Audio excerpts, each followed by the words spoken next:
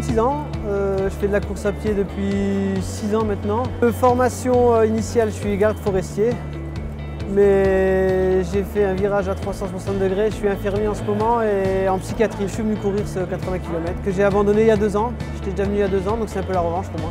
Pour côtoyer tous les pratiquants, je pense que la majeure sont des écolos dans l'âme au niveau de la gestion des déchets et tout ça. Donc bien sûr, je suis pour qu'on signer une charte avec des obligations, avoir un sachet déchets et tout ça sur soi.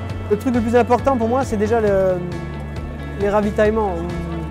Pour avoir pratiqué un peu de route aussi, quand on voit sur les marathons le nombre de gobelets qui sont jetés partout, je trouvais toujours ça un petit peu la face cachée du sport, quoi. Et là, donc sur les ravitaillements, chacun doit avoir son équipement avec ses tasses. C'est rien, mais ça me paraît essentiel.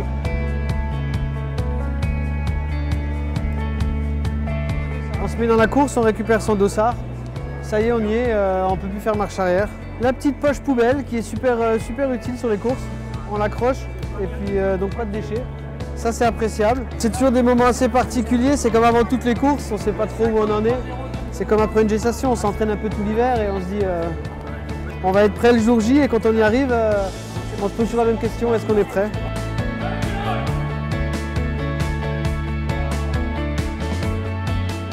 À 20 minutes du départ, c'est toujours un peu l'incertitude, mais c'est le bon stress, c'est pour ça qu'on est venu, donc on a envie de lâcher les chevaux, quoi.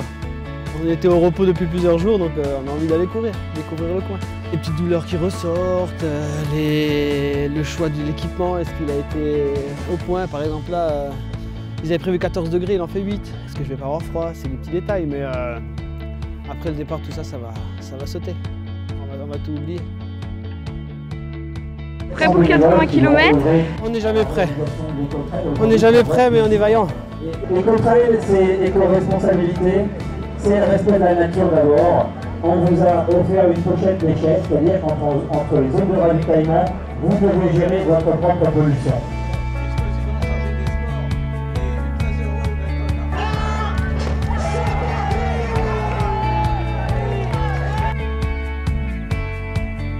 Je vais l'assister sur les 4 ravitaux, donc on a le droit de l'assister que sur les zones ravitaillement bien spécifiques, donc il y en a 4, et donc je vais être là pour lui donner, en gros, lui changer ses bidons, lui apporter des gels, et sur place lui donner un acti-food et de l'eau.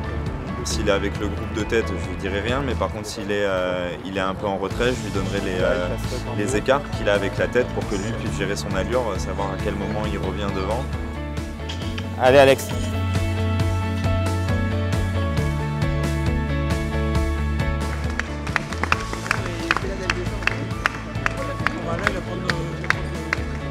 Ça va, je suis content, ça court bien. J'avais prévu 5h41. Je mets 5h combien? 35 ou tout ce style. Moi j'ai fait ma course, après le classement. Voilà, je suis arrivé au bout, c'est bon, c'est l'essentiel. Je me suis perdu, bon ça arrive, je veux dire, j'avais qu'à faire gaffe, après c'est parce que j'ai manqué de vigilance, le parcours était correctement balisé. Et arrivé au pied de la Tour Eiffel Ah ben ça c'est joli quoi. Hein. Et en plus je suis quelqu'un qui a un peu le vertige.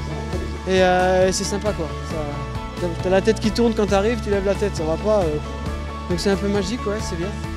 J'ai bien aimé aussi le bas de la Tour Eiffel, le vigie qui me demande d'enlever les sacs et de fouiller. Bon, c'est toujours pareil, hein, on est fatigué, on en a marre. Et finalement j'ai trouvé ça sympa, de faire la pause, de montrer les sacs.